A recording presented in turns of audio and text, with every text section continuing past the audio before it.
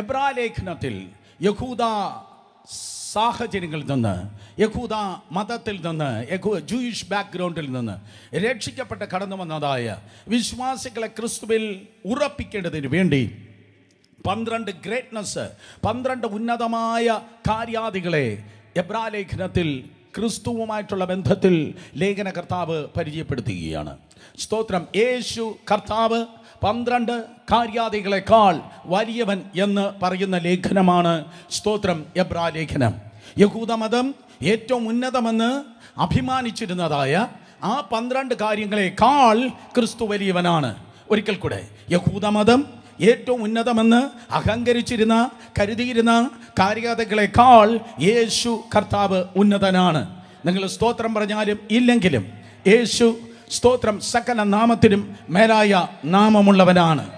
അവനെ പോൽ ആരാധ്യൻ ആരുമില്ല, അവന് തുല്യനായി ആരുമേ ഇല്ല.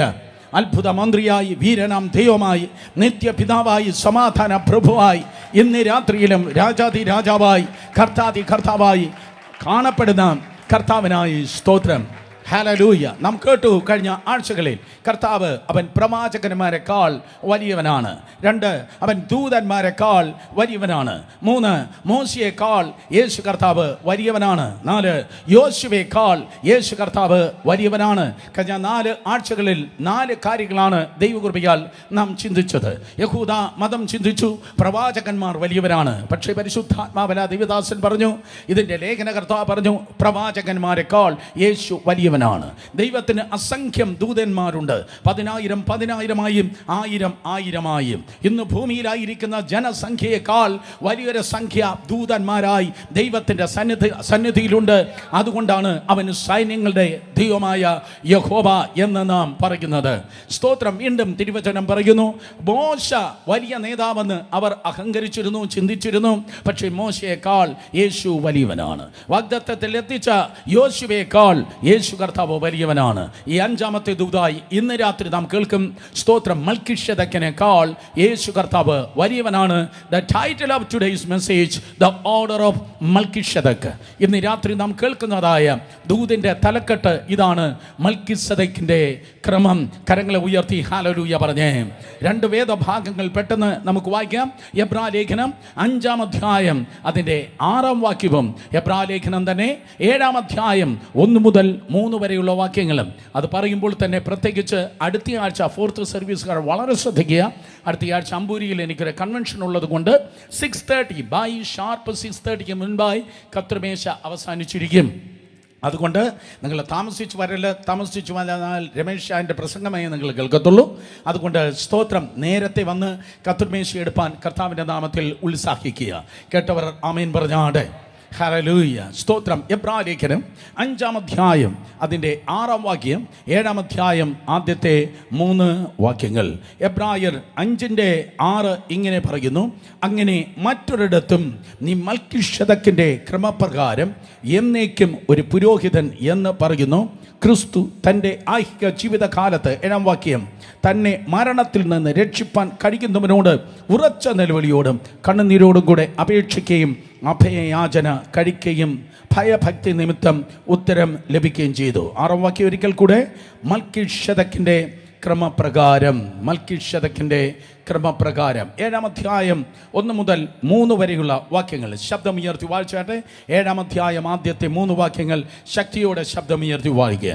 ശാലേം രാജാവും അത്യുന്നതനായ ദൈവത്തിൻ്റെ പുരോഹിതനുമായ ഈ മൽക്കിഷേദക്ക് രാജാക്കന്മാരെ ജയിച്ച് മടങ്ങി വരുന്ന അബ്രഹാമിനെ എതിരേറ്റ് അനുഗ്രഹിച്ചു. അബ്രഹാം അവന് സകലദിനം 10 കൊടുത്തു. അവൻ്റെ പേരിന് ആദ്യം നീതിയുടെ രാജാവ് എന്നും പിന്നെ ശാലേം രാജാവ് എന്ന് വെച്ചാൽ സമാധാനത്തിൻ്റെ രാജാവ് എന്നും അർത്ഥം. അവന് പിതാവില്ല, മാതാവില്ല, വംശാവലിയില്ല, ജീവാരംഭവും ജീവാവസാനവുമില്ല.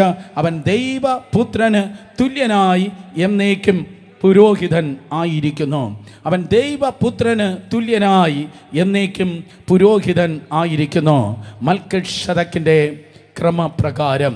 ഈ രാത്രി സ്തോത്രം, അതെ, വളരെ സർപ്രൈസായ ഒരു വ്യക്തിയെക്കുറിച്ചാണ് ദൈവത്തിൻ്റെ കൃപയാൽ നാം കേൾക്കുവാൻ വേണ്ടി പോകുന്നത്. എത്ര പേരാണ് മൽക്കിഷേദക്കിനെ കുറിച്ച് കേട്ടിട്ടുള്ളത്? കരങ്ങളെ ഉയർത്തിയാട്ടെ. മൽക്കീഷേദക്കിനെ കുറിച്ച് കേൾക്കാത്തവർ എത്ര പേരാണുള്ളത്? അവരും കരങ്ങൾ ഉയർത്തിയാട്ടെ. മൽക്കീഷേദക്കിനെ കുറിച്ച് കേൾക്കാത്തവരുണ്ട്. വളരെ അപൂർവമായി നാം കേട്ടിട്ടുള്ള ഒരു വ്യക്തിയാണ് മൽക്കീഷേദക്ക്. ഒന്നാമതായി മൽക്കീഷേദക്കിനെ കുറിച്ച് കേൾക്കുന്നത് ഉൽപ്പത്തി പുസ്തകം 14-ാം അധ്യായം, രണ്ടാമത് 110-ാം സങ്കീർത്തനം, മൂന്നാമത് എബ്രായലേഖനം 5, 6, 7 അധ്യായങ്ങളിലാണ് മൽക്കീഷേദക്കിനെ കുറിച്ച് കേൾക്കുന്നത്.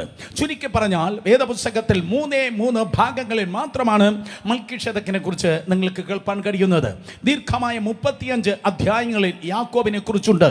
പഞ്ചഗ്രന്ഥങ്ങളിൽ മോശയുടെ ശുശ്രൂഷയും സ്തോത്രം തൻ്റെ എഴുത്തുകളും നിറഞ്ഞിരിക്കുന്നു. അവസാനത്തെ 4 പുസ്തകങ്ങളിൽ ഉൽപ്പത്തി, പുറപ്പാട്, ലേവ്യ, സങ്കീർത്തനത്തിൽ ആവർത്തനത്തിൽ ഉൽപ്പത്തി, പുറപ്പാട്, ലേവ്യ, ഉൽപ്പത്തി മാറിയിട്ട് സ്തോത്രം, പുറപ്പാട്, ലേവ്യ, സംഖ്യ, ആവർത്തനം. ഒരിക്കൽ കൂടെ പുറപ്പാട്, ലേവ്യ, സംഖ്യ, ആവർത്തനം. ഈ 4 ബുക്കുകളിൽ, 4 പുസ്തകങ്ങളിൽ സ്തോത്രം മോശയുടെ ശുശ്രൂഷയും ജീവിതത്തെയും കുറിച്ച് നമ്മൾ കാണുന്നു. 4 സുവിശേഷങ്ങളിൽ യേശു കർത്താവിനെ കുറിച്ച് കാണുന്നു. പക്ഷേ സ്തോത്രം പേജുകളിലും അധ്യായങ്ങളിലും പുസ്തകങ്ങളിലും പലരും നിറഞ്ഞു നിൽക്കുമ്പോൾ 3 റെഫറൻസുകൾ, വളരെ ചുരുക്കം ചില വാക്യങ്ങളിൽ ഒരു വ്യക്തിയെ കർത്താവ് സ്തോത്രം ഇതാ തന്നെ കുറിച്ച് പറയുകയാണ്. അതേ പഴയ നിയമത്തിൽ നിന്നുള്ള വലിയ ഉന്നതമായ വ്യക്തിത്വങ്ങളെയും കാര്യങ്ങളെയും പുതിയ നിയമത്തിലെടുത്ത് സ്തോത്രം അവയെ ക്രിസ്തുവുമായി താരതമ്യം ചെയ്യുമ്പോൾ അപൂർവങ്ങളിൽ അപൂർവമായി മറഞ്ഞു കിടക്കുന്ന ഒരു മാണിക്യക്കല്ല് പോലെ കാണപ്പെട്ടതായ ഒരു വ്യക്തിയെ പരിശുദ്ധാത്മാവ് കൊണ്ടുവന്ന് പറയുകയാണ്. സ്തോത്രം. നോക്കണമേ, മൽക്കീഷേദക്കിന്റെ പ്രത്യേകത ഏകദേശം BC 2000 വർഷങ്ങൾക്ക് മുമ്പ് അബ്രഹാമിന്റെ കാലത്ത് 3 വാക്യങ്ങളിലാണ് മൽക്കീഷേദക്കിനെ കുറിച്ച് ആദ്യം പറയുന്നത്. പുറപ്പാട് ഉൽപ്പത്തി പുസ്തകം 14-ാം അധ്യായം 18, 19, 20 വാക്യങ്ങളിൽ മാത്രം 3 വാക്യങ്ങളിൽ മൽക്കീഷേദക്കിനെ കുറിച്ച് സംസാരിക്കുന്നു. തുടർന്ന് 1000 വർഷം ആരും മൽക്കീഷേദക്കിനെ കുറിച്ച് സംസാരിക്കുന്നില്ല. മോശയാകട്ടെ, മറ്റു പ്രവാചകന്മാരോ പുരോഹിതന്മാരോ ന്യായാധിപന്മാരോ ആരും മൽക്കീഷേദക്കിനെ കുറിച്ച് മിണ്ടുന്നതേ ഇല്ല. 1000 വർഷം കഴിഞ്ഞിട്ട് സ്തോത്രം പരിശുദ്ധ ആത്മാവ് ദാവീദിന്റെ മേൽ ഇറങ്ങി വന്ന് താനിതാ ഒരു പ്രവചന ഗീതം പാടുന്നു. അതാണ് 110-ാം സങ്കീർത്തനം. 110-ാം സങ്കീർത്തനം വളരെ പ്രധാനമായ സങ്കീർത്തനമാണ്. എന്തുകൊണ്ട്? പുതിയ നിയമത്തിൽ ഏറ്റവും കൂടുതൽ കോട്ട് ചെയ്തിരിക്കുന്ന വേദഭാഗം 110-ാം സങ്കീർത്തനമാണ്. ആര് സ്തോത്രം പറയാത്തതുകൊണ്ട് ഒരിക്കൽ കൂടെ പറയട്ടെ. പുതിയ നിയമത്തിൽ സ്തോത്രം അതെ സുവിശേഷ ഭാഗത്ത് കർത്താവായ യേശു, ലേഖന ഭാഗത്ത് അപ്പോസ്തലന്മാര്, അതെ ഏറ്റവും കൂടുതൽ കോട്ട് ചെയ്തിരിക്കുന്ന ഭാഗം, കോട്ട് ചെയ്തിരിക്കുന്ന അധ്യായം 110-ാം സങ്കീർത്തനമാണ്. ആ 110-ാം സങ്കീർത്തനം പ്രവചനാത്മാവിൽ ഒരു മെസ്സിയാനിക് സാമായി, മെശിഹായെ കുറിച്ചുള്ള സങ്കീർത്തനമായി സ്തോത്രം അതെ ദാവീദ് പാടുമ്പോൾ പെട്ടെന്ന് താൻ മൽക്കീഷേദക്കിനെ കുറിച്ച് പറയുന്നു. എത്ര വർഷങ്ങൾക്ക് ശേഷം? 1000 വർഷങ്ങൾക്ക് ശേഷം. വീണ്ടും 1000 വർഷം നിശബ്ദമായി മുന്നിലേക്ക് പോകുന്നു. പല പ്രവാചകന്മാർ അതിനിടയിൽ ഉണ്ടായിരുന്നു. സ്തോത്രം പുതിയ നിയമത്തിൽ കർത്താവ് കടന്നു വന്നിരുന്നു. അത് അപ്പോസ്തലന്മാർ ഉണ്ടായിരുന്നു. എന്നാൽ AD 60-ൽ ദേവാലയം പൊളിക്കപ്പെടുന്നതിന് 10 വർഷങ്ങൾക്ക് മുമ്പ് AD 70-ലാണ് ദേവാലയം തകർക്കപ്പെടുന്നത്. AD 60-ൽ ദേവാലയം പൊളിയുന്നതിന് 10 വർഷങ്ങൾക്ക് മുമ്പ് പെട്ടെന്ന് സ്തോത്രം ഇതാ എബ്രായലേഖന കർത്താവ് പഴയ നിയമത്തിൽ ഒട്ടും പ്രതീക്ഷിക്കാത്തതായ ഒരു വ്യക്തിയെ മുന്നിൽ കൊണ്ടുവന്ന് പറയുന്നു, യേശു ഇവനെക്കാളും വലിയവനാണ്, അല്ലെങ്കിൽ മൽക്കീഷേദക്കിനേക്കാൾ കർത്താവ് വലിയവനാണ്. സ്തോത്രം. എന്നാൽ മനസ്സിലാക്കണമേ, മൽക്കീഷേദക്കിനേക്കാൾ വലിയവൻ എന്നാണോ പറയുന്നത്? അല്ല, അവൻ ദൈവപുത്രന് തുല്യൻ എന്നാണ് പറയുന്നത്. 2 കരങ്ങളെ ഉയർത്തി ഹല്ലേലൂയ പറഞ്ഞേ. ഞാൻ വീണ്ടും അതേ പദം ആവർത്തിക്കും. മൽക്കീഷേദക്ക് സ്തോത്രം ദൈവപുത്രന് തുല്യനായി തുടരുന്നതായ ഒരു വ്യക്തിയാണ്. സ്തോത്രം. എന്താണ് മൽക്കീഷേദക്കിന്റെ പ്രത്യേകത? ആരാണ് മൽക്കീഷേദക്ക്? വേദപുസ്തക പണ്ഡിതന്മാരിൽ ഭിന്നമായ അഭിപ്രായങ്ങളാണുള്ളത്. ചിലർ പറയുന്നു ഏതോ ഒരു ദൂതൻ മനുഷ്യവേഷത്തിൽ ഇറങ്ങി നിന്നവനാണ് മൽക്കീഷേദക്ക്. വേറെ ചിലർ പറയുന്നു പരിശുദ്ധാത്മാവ് ജഡ അവതാരമെടുത്താൽ അവൻ മൽക്കീഷേദക്ക് ആയി എന്ന്. പരിശുദ്ധാത്മാവ് ജഡാവതാരമെടുത്താൽ അവൻ മൽക്കീഷേദക്കായി. മൂന്നാമത് വേറൊരു വാദം പറയുന്നത് ബിലെയാം ജാതികളിൽ നിന്ന് വന്നതായ ഒരു പ്രവാചകനായിരുന്നു ബിലയാം സ്തോത്രം ജാതികളിൽ നിന്ന് വന്നു. യഹോവയാം ദൈവത്തെ അവൻ അറിയാം. യഹോവയാം ദൈവത്തിൽ അവൻ നിന്നു. യഹോവയാം ദൈവത്തിൽ അവൻ സംസാരിച്ചു. കേൾക്ക്, ബിലയാം എന്നവൻ ഇങ്ങനെയാണ് പറഞ്ഞത്: എനിക്ക് നീതിമാനെ പോലെ മരിക്കണം, എനിക്ക് ദുഷ്ടരെ പോലെ മരിക്കാൻ താല്പര്യമില്ല, എനിക്ക് നീതിമാന്മാരെ പോലെ മരിക്കണം. ഒരിക്കൽ കൂടെ ഞാൻ പറയാം, എനിക്ക് ദുഷ്ടനെ പോലെ മരിക്കാൻ താല്പര്യമില്ല, എൻ്റെ മരണം തന്നെ ഒരു ദൂതായിരിക്കണം, എനിക്ക് നീതിമാന്മാരെ പോലെ മരിക്കണം. എന്നാൽ നീതിമാനെ പോലെയല്ല അവൻ മരിച്ചത്. ഇന്ന് രാത്രി ബിലയാമിനെ കണ്ടെങ്കിൽ ഞാൻ പറഞ്ഞേനെ, നീതിമാനെ പോലെ ജീവിക്കുന്നവന് മാത്രമേ നീതിമാനെ പോലെ മരിക്കുവാൻ കഴിയത്തുള്ളൂ. സ്തോത്രം. ജാതികളിൽ നിന്ന് വന്ന് യഹോവയാം ദൈവത്തിൻ്റെ സന്നിധിയിൽ ദൈവത്തെ അറിഞ്ഞ് നഷ്ടപ്പെട്ടു പോയ ഒരുവനാണ് ബിലയാം. ഇരുട്ടിൻ്റെ അധോഭാഗത്ത് ഇന്നും അവൻ അടക്കപ്പെട്ടിരിക്കുന്നു. എന്നാൽ സ്തോത്രം, മൽക്കീഷേദക്കും ബിലയാമുമായിട്ടൊന്ന് കമ്പയർ ചെയ്താൽ ഒരുപക്ഷെ മൽക്കീഷേദക്ക് ദോഷത്തിൽ ജീവിച്ചു, ദോഷത്തിൽ അവസാനിച്ചു. എന്നാൽ മൽക്കീഷേദക്ക് സ്തോത്രം, അതെ, ബിലയാം ദോഷത്തിൽ ജീവിച്ച് ദോഷത്തിൽ അവസാനിച്ചു. മൽക്കീഷേദക്ക് ഒരു നല്ല ബിലയാമായിരുന്നു, നല്ലവനായ ഒരു പുരോഹിതനായിരിക്കാം മൽക്കീഷേദക്ക്. നാലാമതായി മൽക്കീഷേദക്കിനെ കുറിച്ച് പറയുന്നത്, he may be a theophany. What you mean by theophany? Theophany എന്ന് പറഞ്ഞാൽ ദൈവം തന്നെ ജഡാവതാരത്തിൽ ഇറങ്ങി വന്നു. അല്ലെങ്കിൽ he must be a christophany. Christ, ക്രിസ്തുവിൻ്റെ തൃത്വത്തിൽ രണ്ടാമൻ ഇതാ ജഡാവതാരത്തിൽ ഇറങ്ങി നിൽക്കുന്നു. സോ അവൻ ദൂതനായിരിക്കാം, അവൻ പരിശുദ്ധാത്മാവിൽ വെളിപ്പെട്ട ഒരു ദൂതനായിരിക്കാം, അല്ലെങ്കിൽ ഒരു നല്ല ദൈവദാസനായിരിക്കാം, ദൈവം തന്നെ വേഷത്തിൽ വെളിപ്പെട്ടവനായിരിക്കാം. അതുകൊണ്ട് അവൻ തിയോഫണി, ക്രിസ്തു തന്നെ വേഷത്തിൽ ഇറങ്ങി നിന്നവനായിരിക്കാം എന്നൊക്കെ അഭിപ്രായപ്പെടുന്നവരുണ്ട്. എന്തുകൊണ്ട് ക്രിസ്തു തന്നെ വേഷത്തിൽ ഇറങ്ങി നിന്നു എന്ന് അവർ അഭിപ്രായപ്പെടുന്നു? ഒരു വശത്ത് അമോര്യരാണ് പാർക്കുന്നത്, മറുവശത്ത് കനാന്യരാണ് പാർക്കുന്നത്. കനാന്യരുടെ പാപം അതികഠിനം. ഒരിക്കൽ കൂടെ, കനാന്യരുടെ പാപം അതികഠിനം. ഇന്ന് സ്തോത്രം കാണുന്നതായ ചൈൽഡ് മൊളസ്റ്റേഷൻ, ഇന്ന് കാണുന്നതായ രതിവൈകൃതങ്ങൾ, ഇത് പണ്ടേ അതേ കനാന്യരിൽ നിന്ന് ആരംഭിച്ചതാണ്. അമോര്യരുടെ അതിക്രമത്തെക്കുറിച്ച് പണ്ടേ വേദപുസ്തകം പറയുന്നു. അപ്പുറത്തും അതിക്രമമാണ്, ഇപ്പുറത്തും മ്ലേച്ഛകരമായ പാപമാണ്. അപ്പുറത്ത് ചിന്തിപ്പാൻ കഴിയാത്ത അതിക്രമവും ഇപ്പുറത്ത് അതിദോഷകരമായ പാപമുള്ളപ്പോൾ ദൈവപുത്രന് മാത്രമേ അവിടെ സക്സസ് ആയി ശാലേം രാജാവായി ഇരിപ്പാൻ കഴിയത്തുള്ളൂ എന്ന് ചിന്തിച്ചിട്ട് അവർ പറയുന്നു, ക്രിസ്റ്റോഫണിയായിരിക്കാം, ക്രൈസ്റ്റായിരിക്കാം ജീവിക്കുന്നത്. എനിക്ക് പറയാൻ ഒരു കാര്യമുണ്ട് സഹോദരി സഹോദരന്മാരെ, അപ്പുറത്തും വലിയ വെല്ലുവിളികൾ നിങ്ങൾക്കുണ്ടായിരിക്കാം, ഇപ്പുറത്തും ഒത്തിരി മ്ലേച്ഛതകൾ ഉണ്ടായിരിക്കാം. എന്നാൽ പുറത്ത് കാണുന്നതായ ഒരു തിന്മയും നിന്റെ അകത്ത് അടുക്കുകയില്ല. എങ്ങനെയെങ്കിൽ നിന്റെ ലൈഫിൽ ക്രിസ്തു ഉണ്ട് എങ്കിൽ, കർത്താവ് നിന്നോട് കൂടെ ഉണ്ടെങ്കിൽ, വെളിച്ചമുള്ളിടത്ത് ഇരുട്ടിന് സ്ഥാനമില്ല എന്നതുപോലെ ഒരു അതിക്രമവും നിന്നെ തൊടുകയില്ല, ഒരു മ്ലേച്ഛതയും നിന്നെ സ്പർശിക്കുകയില്ല. വിശ്വസിക്കുന്നവർ കരങ്ങളെ ഉയർത്തി ഹല്ലേലൂയ പറഞ്ഞേ. സോ മൽക്കീഷേദക്ക് അതായിരിക്കും, ഇതായിരിക്കും, അങ്ങനെയായിരിക്കും എന്ന് പറയുന്ന ധാരാളം പേരുണ്ട്. മൂന്നാമത്തെ വാദം എന്ന് പറയുന്നത്, അതെ, പെട്ടകത്തിൽ നിന്ന് പുറത്തു വന്നതായ നോഹയ്ക്ക് 3 മക്കളായിരുന്നു ഉണ്ടായിരുന്നത്, Ham, Shem, യാഫത്ത്. Ham, Shem, യാഫത്ത്. Ham ആഫ്രിക്കയുടെ പിതാവായി തീർന്നു. സ്തോത്രം. യാഫത്ത് യൂറോപ്പിന്റെ പിതാവായി തീർന്നു. ഷേം ഏഷ്യയുടെ പിതാവായി തീർന്നു. അബ്രഹാം ഏഷ്യയിൽ നിന്നുള്ളവനാണ്, ദാവീദ് ഏഷ്യയിൽ നിന്നുള്ളവനാണ്. നിങ്ങൾ ആരും മിണ്ടുന്നില്ല. കർത്താവ് യേശു ഏഷ്യയിൽ നിന്നുള്ളവനാണ്. ആരെങ്കിലും നിങ്ങളുടെ സുവിശേഷം അമേരിക്കൻ സുവിശേഷം എന്ന് പറയുന്നെങ്കിൽ പറയണം, എക്സ്ക്യൂസ് മീ, അല്ല, യേശു കർത്താവ് ഏഷ്യയിലാണ് വന്നത്, യേശു കർത്താവ് ഏഷ്യയിലാണ് ജീവിച്ചത്, യേശു കർത്താവ് ഏഷ്യയിലാണ് മരിച്ച് അടക്കപ്പെട്ട് ഉയർത്തെഴുന്നേറ്റത്. യേശു കർത്താവും തൻ്റെ അപ്പോസ്തലന്മാരെ ശുശ്രൂഷിച്ചത് ഏഷ്യയിലാണ്. എല്ലാ ഏഷ്യക്കാർ മാത്രം കരങ്ങളെ ഉയർത്തി ഹല്ലേലൂയ പറഞ്ഞാണ്. സ്തോത്രം. നോക്കണമേ, അങ്ങനെ ഷേം ആ പെട്ടകത്തിൽ നിന്ന് പുറത്തു വന്നപ്പോൾ, ജലപ്രളയം കഴിഞ്ഞ് തൻ്റെ അപ്പനാകുന്ന നോഹയോട് ഷേം പെട്ടകത്തിൽ നിന്ന് പുറത്തു വന്നപ്പോൾ തനിക്ക് 100 വയസ്സായിരുന്നു പ്രായമുണ്ടായിരുന്നത്. ആ വേദപുസ്തകത്തിന്റെ ക്രോണോളജി അനുസരിച്ച് ഷേം 500 വർഷമാണ് ജീവിച്ചിരുന്നത്.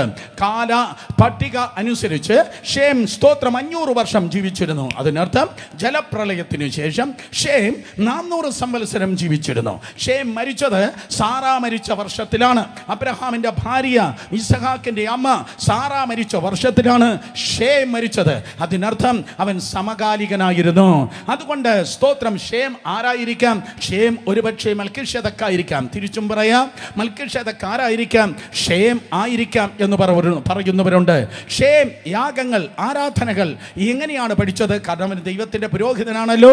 ഷേം എങ്ങനെയാണ് ആരാധനയും സ്തോത്രം പൗരോഹിത്യ ക്രമങ്ങളും പഠിച്ചത്?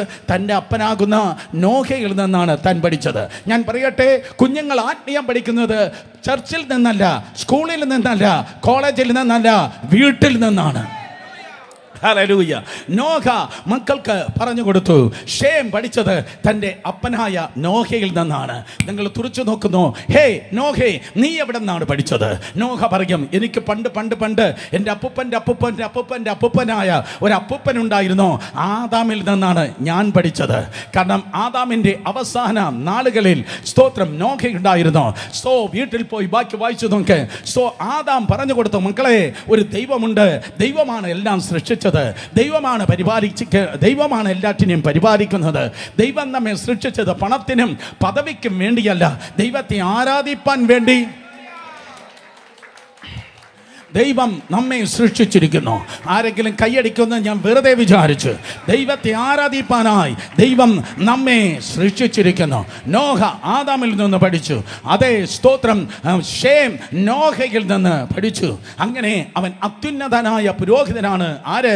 ഈ മൽക്കീഷേദക്കാകുന്ന ഇവൻ ഷേം എന്ന് വാദിക്കുന്നവരുണ്ട്. ഓക്കെ, മൽക്കീഷേദക്ക് അബ്രഹാമുമായി കണ്ടുമുട്ടുകയാണ്. എന്താണ് സാഹചര്യം? ഉൽപ്പത്തി പുസ്തകം 14 അധ്യായം ഞാൻ വീണ്ടും ഉദ്ധരിക്കട്ടെ. സ്തോത്രം, 5 രാജാക്കന്മാർ 4 രാജാക്കന്മാരുടെ മുൻപിൽ പരാജയപ്പെട്ടതായ ഒരു സന്ദർഭമുണ്ടായി. ഒരിക്കൽ കൂടെ, 5 രാജാക്കന്മാർ 4 രാജാക്കന്മാരുടെ മുൻപിൽ പരാജയപ്പെട്ടു. അപ്പോൾ അവിടെ എന്തോ അതിന് എനിക്ക് അവിടെ വെളിപ്പെടുന്ന വെളിപ്പാട് എന്താണ്? അതേ, ക്വാണ്ടിറ്റി ക്വാളിറ്റിയുടെ മുൻപിൽ തോറ്റു. 5 രാജാക്കന്മാർ 4 രാജാക്കന്മാരുടെ മുൻപിൽ പരാജയപ്പെട്ടു. ചർച്ചിന് ആവശ്യം ക്വാണ്ടിറ്റി അല്ല, ക്വാളിറ്റി അത്രേ. 5 രാജാക്കന്മാർ 4 രാജാക്കന്മാരുടെ മുൻപിൽ പരാജയപ്പെട്ടു. അപ്പോൾ അവർ ലോത്തിനെയും കൂടെ പിടിച്ചിട്ട് പോയി. അബ്രഹാം അതറിഞ്ഞു. ഓഹോ, സ്തോത്രം, അവന്മാർ തോറ്റു അല്ലേ? അങ്ങനെയെങ്കിൽ എന്നോട് കൂടെ എൻ്റെ ദൈവമുണ്ട്. എൻ്റെ വീട്ടിൽ ജനിച്ചു വളർത്തപ്പെട്ട 318 അഭ്യാസികളുണ്ട്. അവരെയും പ്രിപ്പയർ ചെയ്ത് അബ്രഹാം ഇതാ സ്തോത്രം ആ തോറ്റ യുദ്ധത്തിൽ അവൻ ഇറങ്ങി നിന്നപ്പോൾ തോറ്റ യുദ്ധത്തെ ദൈവം ജയിച്ച യുദ്ധമാക്കി തീർത്തു. ഹല്ലേലൂയ. യേശുവിന്റെ നാമത്തിൽ ജീവിതത്തിൽ തോറ്റുകിടക്കുന്ന വ്യക്തികൾ, കുടുംബത്തിൽ തോറ്റുകിടക്കുന്നവർ, ബിസിനസ്സിൽ തോറ്റുകിടക്കുന്നവർ, എന്തിനേറെ പറയുന്നു, ശുശ്രൂഷ മേഖലകളിൽ പോലും തോറ്റുകിടക്കുന്നവരെ ജയിപ്പിപ്പാൻ ദൈവം ചിലരുടെ അടുക്കൽ ദൈവം നിങ്ങളെ അയക്കുവാൻ വേണ്ടി പോകുന്നു. ഇന്നലകളിൽ തോറ്റുപോയ യുദ്ധങ്ങളിൽ നാളെ നിങ്ങളുടെ ജീവിതത്തിൽ ജയത്തെ ദൈവം കൽപ്പിപ്പാൻ വേണ്ടി പോകുന്നു. സ്തോത്രം, അബ്രഹാമിന് ദൈവം ജയം നൽകി. നോഹയെ അതെ സ്തോത്രം അതെ ലോത്തിനെ അവൻ വിടുവിച്ച് അവനിതാ സ്തോത്രം ജയിച്ച് വരികയാണ്. അബ്രഹാം മുറിവേറ്റില്ല. അബ്രഹാം സ്തോത്രം തകർക്കപ്പെട്ടില്ല, കൊല്ലപ്പെട്ടില്ല. കാരണം അതിന് റീസണായി ദൈവം പറയുന്നു, I am your God, I am your shield and exceedingly great reward. ഞാൻ നിന്റെ പരിചയം, സ്തോത്രം നിന്റെ അതിമഹത്തായ പ്രതിഫലവും ആകുന്നു. 4 രാജാക്കന്മാർ തലങ്ങും വിലങ്ങും ഒക്കെ നിന്നെ വെട്ടുവാനും കൊല്ലുവാനും വേണ്ടി നിന്നു. പക്ഷേ ഇടതും വലതും മുൻപിലും പിൻപിലും ആ ശത്രുവിനും നിനക്ക് മധ്യത്തിൽ ദൈവം പറഞ്ഞു, ഞാൻ ഇറങ്ങി തന്നു. ഇന്ന് രാത്രിയിലും രോഗങ്ങളുടെ നടുവിൽ, പോരുകളുടെ നടുവിൽ, പ്രശ്നങ്ങളുടെ നടുവിൽ, വെല്ലുവിളികളുടെ മധ്യത്തിൽ ശക്തനായ കർത്താവ് നിനക്ക് വേണ്ടി അവൻ ഇറങ്ങി നിൽക്കുകയാണ്. സങ്കീർത്തനം 3:3 പറയുന്നു, അല്ലയോ യഹോവേ, നീ എനിക്ക് ചുറ്റും പരിചയമാണ്. ഇന്ന് രാത്രി ഞാൻ വിളിച്ചു പറയട്ടെ, നിന്റെ ജീവിതത്തിൽ നീ കടന്നു പോകുന്ന പ്രശ്നം എത്ര വലുതാണെങ്കിലും എത്ര ശക്തിയുള്ളതാണെങ്കിലും ദൈവം നിനക്ക് ചുറ്റും പരിചയമാണ്. നീ തകർന്നു പോകത്തില്ല, നീ മുറിവേൽക്കത്തില്ല. He is coming from the battle field. Abraham ഇതാ സ്തോത്രം അതെ യുദ്ധക്കളത്തിൽ നിന്ന് വരികയാണ്. അവന് പൊടി പറ്റിയിട്ടുണ്ടായിരിക്കാം, അഴുക്ക് പറ്റിയിട്ടുണ്ടായിരിക്കാം, വിയർത്തിട്ടുണ്ടായിരിക്കാം, പക്ഷേ അവൻ തകർക്കപ്പെട്ടില്ല, മുറിവേറ്റിട്ടില്ല. ഹല്ലേലൂയ. അവൻ വരുന്നത് ഏതോ എന്റർടൈൻമെന്റ് സെന്ററിൽ നിന്നല്ല, അവൻ വരുന്നത് ഒരു യുദ്ധക്കളത്തിൽ നിന്നാണ്. സ്തോത്രം, പൊടിയുണ്ട്, അഴുക്കുണ്ട്, നന്നായി വിയർത്തിട്ടുണ്ട്. അവിടെ ഇതാ 2 രാജാക്കന്മാരെ അവനെ എതിരേറ്റ് പോകുന്നു. ഒന്ന് അവനെ ബലപ്പെടുത്തുവാൻ, അവനെ ആശ്വസിപ്പിപ്പാൻ, അവന് അപ്പവും വീഞ്ഞും നൽകി അവനെ ബലപ്പെടുത്തുവാൻ ശാലേം രാജാവും പോകുന്നു. മറ്റൊന്ന് ബിസിനസ് ഡീലുമായി സോദോം രാജാവും കടന്നു പോകുന്നു. ഇന്ന് രാത്രി ദൈവകൃപയാൽ ഞാൻ ചോദിക്കട്ടെ, 2 രാജാക്കന്മാർ, 2 മെന്റാലിറ്റി മെന്റാലിറ്റി, രണ്ട് മെന്റാലിറ്റി നിന്റെ മുൻപിൽ വന്ന് നിൽക്കും. ഒന്ന് സ്തോത്രം ബിസിനസ് മെന്റാലിറ്റി ആകുന്ന അതേ സോദോം മെന്റാലിറ്റി, മറ്റൊന്ന് സ്തോത്രം അതേ ശുശ്രൂഷ മെന്റാലിറ്റി ആകുന്ന ശാലേം മെന്റാലിറ്റി. ഈ തലമുറയിൽ ദൈവം എന്നെ ഉപയോഗിക്കണമെന്ന് ആഗ്രഹിക്കുന്ന വ്യക്തികളും കുടുംബങ്ങളും കരങ്ങളെ ഉയർത്തി ഈ രാത്രി ദൈവത്തെ ഒന്ന് സ്തുതിക്കട്ടെ. I sense the presence of God. Hallelujah. ഒരു ശുശ്രൂഷക്കായി ദൈവം നിങ്ങളെ ഉപയോഗിപ്പാൻ, അത് പ്രവചനമാകട്ടെ, രോഗശാന്തിയാകട്ടെ, വചനമാകട്ടെ, വചനം പഠിപ്പിക്കലാകട്ടെ, അത് ചർച്ച് പ്ലാന്റിംഗ് ആകട്ടെ, ക്രൂസൈഡ് ആകട്ടെ, ഏതോ ശുശ്രൂഷകളും ദൈവം നിങ്ങളെ ഉപയോഗിപ്പാൻ നിനക്ക് വേണ്ടിയത് ശാലേം രാജാവിന്റെ മെന്റാലിറ്റിയാണ്. സോദോം രാജാവിന്റെ മെന്റാലിറ്റി എന്ന് പറയുന്നത് അതേ അവൻ പറയുന്നത് ബിസിനസ് ഡീലാണ്. അതെ, ഈ സാധനങ്ങളെ നീ എടുത്തോ, നിന്റെ ജനത്തെ എനിക്ക് വിട്ടതാ. അതെ, അവന്റെ തന്ത്രം നോക്ക്, ഈ സാധനങ്ങളെ നീ എടുത്തോ, ജനത്തെ എനിക്ക് വിട്ടതാ. സ്തോത്രം. അതെ, സാധനങ്ങളെ കൊടുത്തിട്ട് ജനത്തെ നശിപ്പിക്കുന്ന ഒരു ബിസിനസ് മെന്റാലിറ്റി. എന്നാൽ ഇന്ന് രാത്രി മാറി നിൽക്ക് പിശാചേ, എനിക്ക് സാധനമല്ല വലുത്, എൻ്റെ മുൻപിൽ ഇരിക്കുന്ന ജനമാണ് എനിക്ക് വലുത്. എനിക്ക് പ്ലാറ്റ്ഫോം അല്ല വലുത്, എനിക്ക് പേരല്ല വലുത്, എനിക്ക് ജനമാണ് വലുത്. ഒരിക്കൽ ഒരു കരടി വന്നു ഒരു ആടിനെ പിടിച്ചു, മറ്റൊരവസരത്തിൽ ഒരു സിംഹം വന്നു ഒരു ആടിനെ പിടിച്ചു. എനിക്ക് നോവുമെന്ന് പറഞ്ഞ് രണ്ടവസരത്തിലും ദാവീദ് മാറി നിന്നില്ല. അവൻ കടന്നുപോയി ആടിനെ വിടിവിപ്പാൻ തക്കണം കരടിയെ അടിച്ചു കൊന്നു. അത് തന്നെ സിംഹത്തിനും ആവർത്തിച്ചു. എങ്കിൽ കമോൺ, ജനത്തിന് വേണ്ടി കരയട്ടെ, ജനത്തിന് വേണ്ടി പ്രാർത്ഥിക്കട്ടെ, ജനത്തിന് കെയർ ചെയ്യട്ടെ, ദൈവ ജനത്തെ ശുശ്രൂഷിക്കട്ടെ. കാരണം ഇത് ബിസിനസ് അല്ല, ഇത് സ്വന്തമായി എനിക്കെന്ത് കിട്ടുമെന്നല്ല, പകരം സ്തോത്രം എന്ത് എനിക്ക് പ്രാപിച്ച് നൽകുവാൻ തൊക്കണം കഴിയും. സോദോം രാജാവിൻ്റെ പ്രത്യേകത സ്തോത്രം, ബിസിനസ് പറയുമ്പോൾ ശാലേം രാജാവ് കയ്യും വീശിയല്ല അവൻ കടന്നു വന്നത്. യുദ്ധക്കളത്തിൽ നിന്ന് ക്ഷീണിച്ച് അവശനായി കടന്നു വരുന്ന അബ്രഹാമിന് അവന് ഒരു വശത്ത് സ്തോത്രം അതെ ഒരു വശത്ത് അവൻ അപ്പവും കൊണ്ടുവരുന്നു, മറുവശത്തവൻ വീഞ്ഞും കൊണ്ടുവരുന്നു. വീണ്ടും ഒരിക്കൽ കൂടെ അപ്പവും വീഞ്ഞും ശാലേം രാജാവാകുന്ന മൽക്കീശേദെക്ക് കൊണ്ടുവരികയാണ്. പഴയ നിയമത്തിൽ സ്തോത്രം ഷാഡോ ആയി, നിഴലായി മൽക്കീശേദെക്ക് നിൽക്കുമ്പോൾ അവൻ അപ്പമുണ്ട്, വീഞ്ഞുണ്ട്. നൂറ്റാണ്ടുകൾ കഴിഞ്ഞ് മുന്നിലേക്ക് കടന്നു വരുന്ന സമയത്ത് മത്തായി സുവിശേഷം 26-ാം അധ്യായം 28-ാം വാക്യത്തിൽ മർക്കോസിന്റെ മാളിക മുറിയിൽ 12 ശിഷ്യന്മാരെ വിളിച്ചിരുത്തി യേശു കർത്താവ് അപ്പവും വീഞ്ഞും എടുത്തു വെച്ചിട്ട് പറഞ്ഞു, അപ്പത്തെ നോക്കി അവൻ പറഞ്ഞു ഇതെന്റെ ശരീരം, വീഞ്ഞിനെ നോക്കി പറഞ്ഞു ഇതെന്റെ രക്തം. ഹല്ലേലൂയ.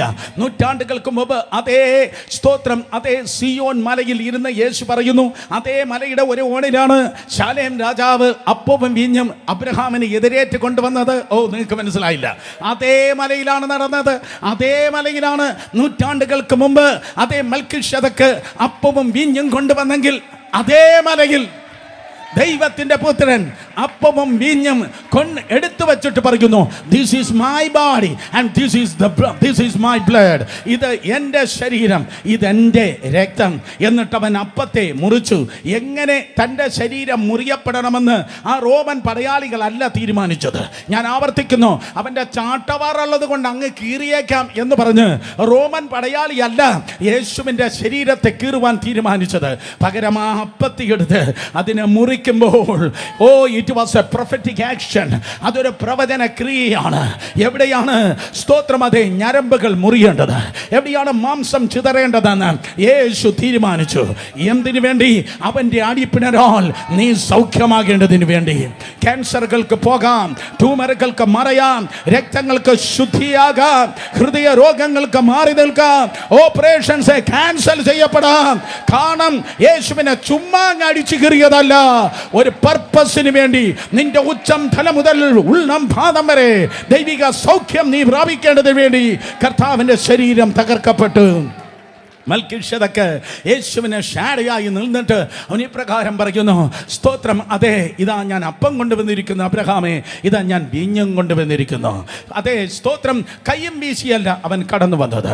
സ്തോത്രം അവനൊരു സർവീസ് മെന്റാലിറ്റിയിൽ ശുശ്രൂഷയുമായിട്ടാണ് അവൻ കടന്നു വന്നത്. ഫാദർ ഡാമിയൻ നിങ്ങൾക്കറിയാം, അതെ കുഷ്ഠരോഗികളെ ശുശ്രൂഷിച്ച് മരിച്ച മനുഷ്യന് സ്തോത്രം മരിച്ച കുഷ്ഠരോഗികളെ ശുശ്രൂഷിച്ച് മരിച്ച ആളായിരുന്നു ഫാദർ ഡാമിയൻ. അദ്ദേഹം നിന്നത് സോദോം രാജാവിൻ്റെ മെന്റാലിറ്റിയിലല്ല, താൻ ജീവിച്ച് ശുശ്രൂഷിച്ചത് ശാലേം രാജാവിൻ്റെ മെന്റാലിറ്റിയിൽ. ഇനിയുമുണ്ട് ഫ്ലോറൻസ് നൈറ്റിംഗേളിൻ്റെ മെന്റാലിറ്റി. സോദോം രാജാവിൻ്റെ മെന്റാലിറ്റി അല്ല, ശാലേം രാജാവിൻ്റെ മെന്റാലിറ്റി അത്രേ. മദർ തെരേസ, എന്തിനാ സ്തോത്രം കൂടുതൽ ചിന്തിക്കുന്നത്? മദർ തെരേസ തീട്ടത്തിൽ കിടന്ന് അതേ അഴുക്കുപുരണ്ട് നാറ്റത്തിന്മേൽ നാറ്റത്തിൽ കിടക്കുന്ന ശിശുക്കളെ കാണുമ്പോൾ ഞാൻ അവരിൽ ക്രിസ്തുവിനെ കാണുന്നു എന്ന് പറഞ്ഞ് അവരെ എടുത്ത് കഴുകി മാറോട് ചേർത്ത മദർ തെരേസയിൽ നമ്മൾ കാണുന്നത് സോദോം മെന്റാലിറ്റി, സോദോം രാജാവിന്റെ ബിസിനസ് മെന്റാലിറ്റി അല്ല, ശാലേം രാജാവിന്റെ ശുശ്രൂഷ മെന്റാലിറ്റി. ഈ തെക്കൻ തിരുവിതാംകൂറിൽ അതേ മിഷൻ സർവീസിൽ ശക്തമായി ഈ നാടിനെ ഉദ്ധരിച്ചതായി ഒരു ദൈവദാസനുണ്ടായിരുന്നു. കണ്ടിട്ടില്ല, കേട്ടിട്ടുണ്ട്. ചാൾസ് മെയ്ഡ് എന്നാണ് അദ്ദേഹത്തിന്റെ പേര്. ഇവിടെ സ്തോത്രം അടിമകളായി മനുഷ്യൻ മൃഗങ്ങളെ പോലെ ജീവിച്ചതായ തെക്കൻ തിരുവിതാംകൂറിന്റെ അടിമത്ത ചങ്ങലയെ അപ്പാടെ തകർത്ത് മനുഷ്യനെ സ്തോത്രം മൃഗങ്ങളെ പോലെ ട്രീറ്റ് ചെയ്തിരുന്ന സമൂഹത്തിൽ നിന്ന് മനുഷ്യനെ മനുഷ്യനാക്കിയ ആ മിഷണറി വീരനിൽ നമുക്ക് കാണുവാൻ കഴിയുന്നത് ചാൾസ് മെയ്ഡ്. നിന്നിൽ കാണുന്നത് ഒരു സോദോം രാജാവിന്റെ മെന്റാലിറ്റി അല്ല, ഒരു ശാലേം രാജാവിന്റെ മെന്റാലിറ്റി. വില്യം കേരി ആണോ, ഹഡ്സൺ ടൈലർ ആണോ, ഡേവിഡ് ലിവിങ്സ്റ്റൺ ആണോ? ആ ലിസ്റ്റ് അങ്ങനെ നീണ്ടുപോകുന്നു. ശാലേം രാജാവിന്റെ മെന്റാലിറ്റി. അവർ മരിച്ചു, മൺമറഞ്ഞു. ആ ലേഗസി ദൈവകൃപയാൽ ഈ ഹാളിലായിരിക്കുന്ന നൂറുകണക്കിന് യങ്സ്റ്റേഴ്സിലൂടെ, നൂറുകണക്കിന് സഹോദരി സഹോദരന്മാരിലൂടെ വെളിപ്പെടട്ടെ. ബിസിനസ് അല്ല, ശുശ്രൂഷ. ഹല്ലേലൂയ. കർത്താവിന് വേണ്ടി, ദൈവജനത്തിന് വേണ്ടി ഒരപ്പം കീറുന്നത് പോലെ കീറുവാൻ ഏൽപ്പിക്ക്.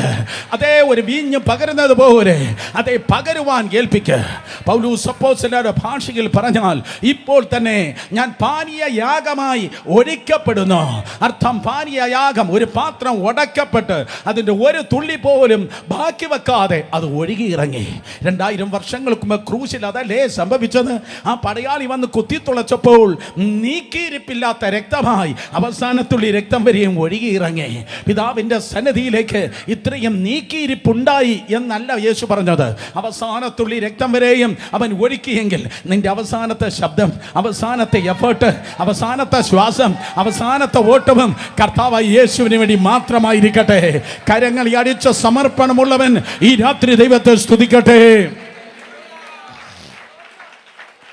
Hallelujah, hallelujah.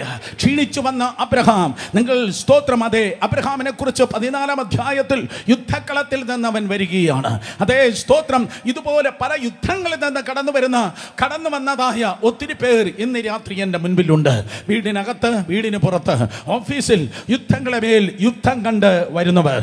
സ്തോത്രം. പോരാട്ടങ്ങളെ മേൽ പോരാട്ടം. നിന്റെ ജീവിതത്തിൽ വീശിയടിച്ച കൊടുങ്കാറ്റ്, നിനക്ക് നേരെ കടന്നു വന്നതായ ലാവാ പ്രവാഹം, നിനക്ക് നേരെ കടന്നു വന്ന വെല്ലുവിളി, എന്തിനേറെ പറയുന്നു, ആത്മഹത്യയിൽ പോലും നിന്റെ ജീവനെ പറിച്ചു മാറ്റുവാൻ അവകാശം ചോദിച്ച അന്ധകാര ശക്തികൾ, ഡിപ്രഷൻ കടന്നു വന്ന് മാനസിക രോഗാശുപത്രിയിൽ നിന്നെ അടയ്ക്കുമെന്ന് വെല്ലുവിളിച്ച പോരുകള്, സാമ്പത്തിക തകർച്ചകള്, ജപ്തികള്, മാരക രോഗങ്ങള്, നീ നിന്നതല്ല, ദൈവം നിന്നെ ഒരു പദ്ധതിക്കായി നിർത്തിയതാത്രേ.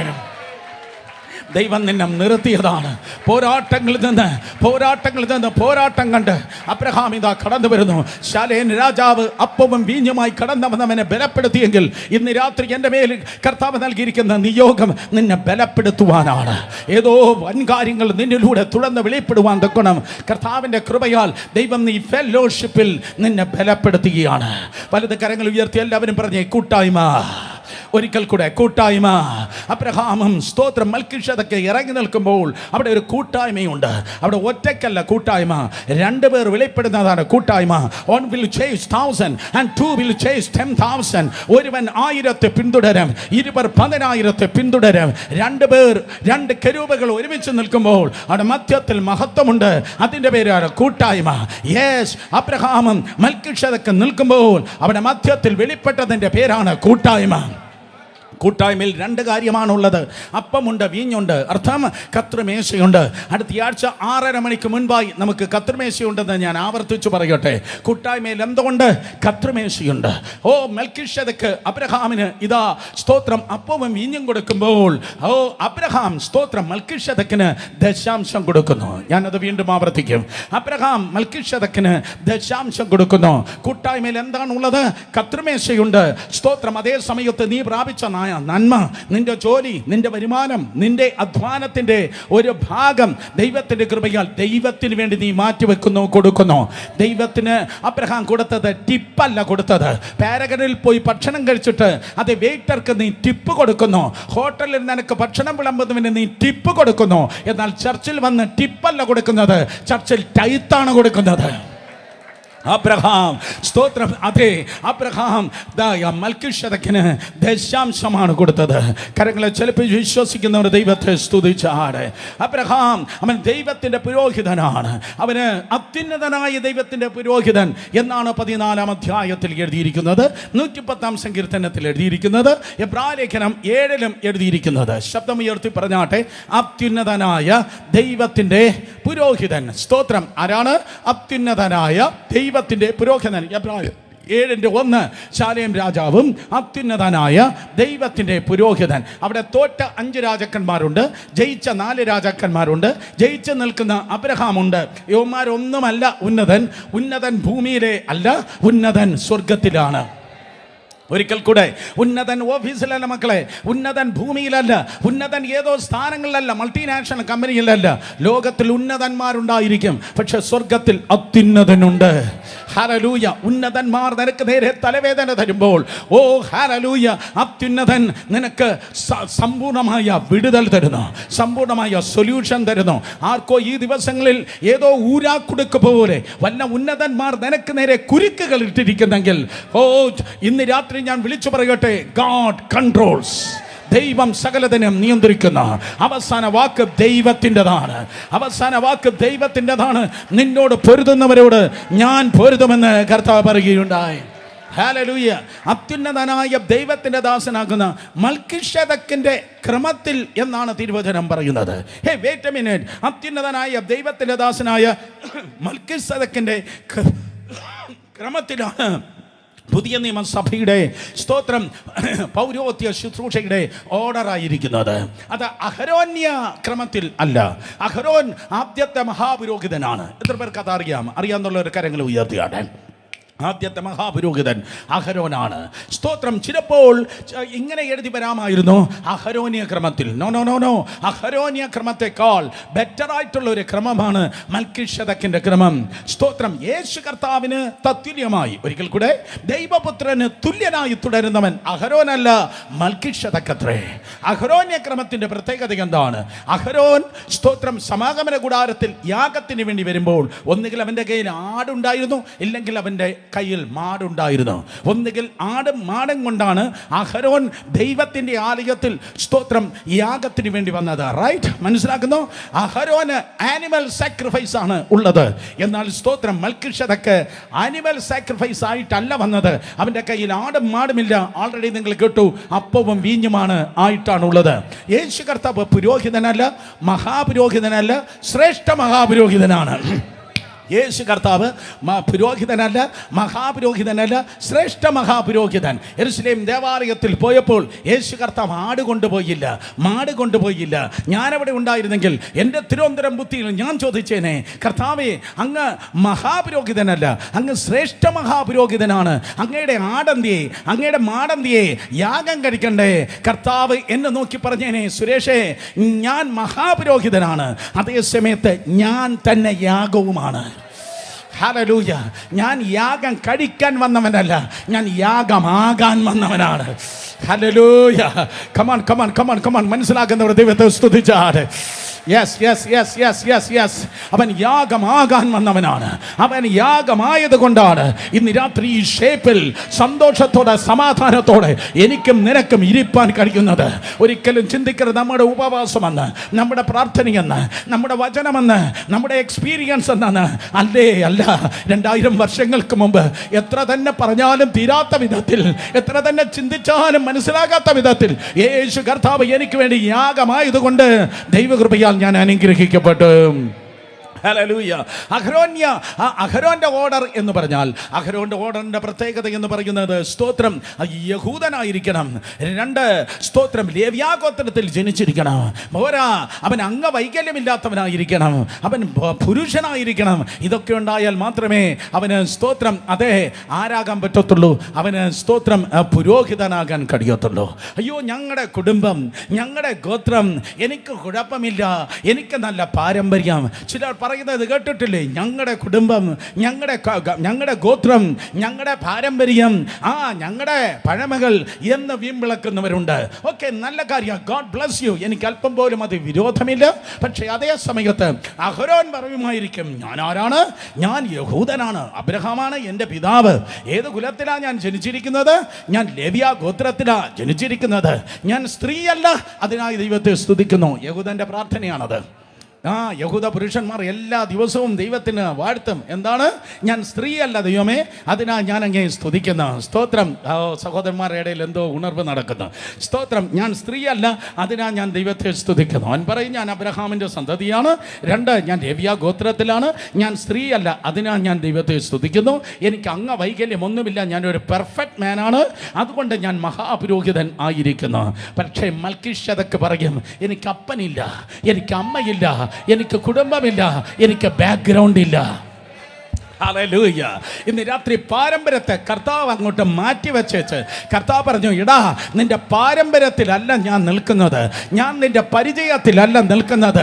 എങ്ങാണ്ട് പുറംപറമ്പിൽ ആർക്കും വേണ്ടാതെ, വീട്ടിൽ തലവേദന, കുടുംബത്തിന് തലവേദന, നാട്ടുകാർക്ക് വേണ്ട, വീട്ടുകാർക്ക് വേണ്ട, പള്ളിക്കാർക്ക് വേണ്ട.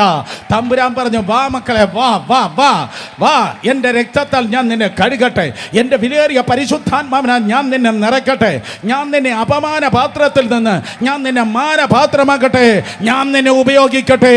2 കരങ്ങൾ അടിച്ച് ദൈവത്തെ സ്തുതിച്ചേ. ഹല്ലേലൂയ. അതുകൊണ്ട് ഇന്ന് രാത്രി ക്രൈസ്റ്റ് സെന്റർ കേൾക്കണം, നീ ഓപ്പറേറ്റ് ചെയ്യുന്നത് അഹരോന്റെ വലിയ കുടുംബവും കുലവും ജാതിയും പറഞ്ഞിട്ടല്ല. അങ്ങനെ ചിന്തിക്കുന്ന ആരെങ്കിലും ജഡം ജഡം ശുദ്ധ ജഡം, നീ മാനസാന്തരപ്പെട്ടിട്ടില്ല. എന്നാൽ തിരുവചനം പറയുന്നു, അഹരോന്റെ ഓർഡറിലല്ല നിൽക്കുന്നത്, മൽക്കീശേദക്കിന്റെ ഓർഡറിലാണ് നിൽക്കുന്നത്. ഞാൻ പ്രസംഗിക്കുന്നത് തേജസ്സിന്റെ സുവിശേഷം എന്ന് മനസ്സിലാക്കുന്നവർ കരങ്ങളെ ചലിപ്പിച്ച് ദൈവത്തെ സ്തുതിച്ച്.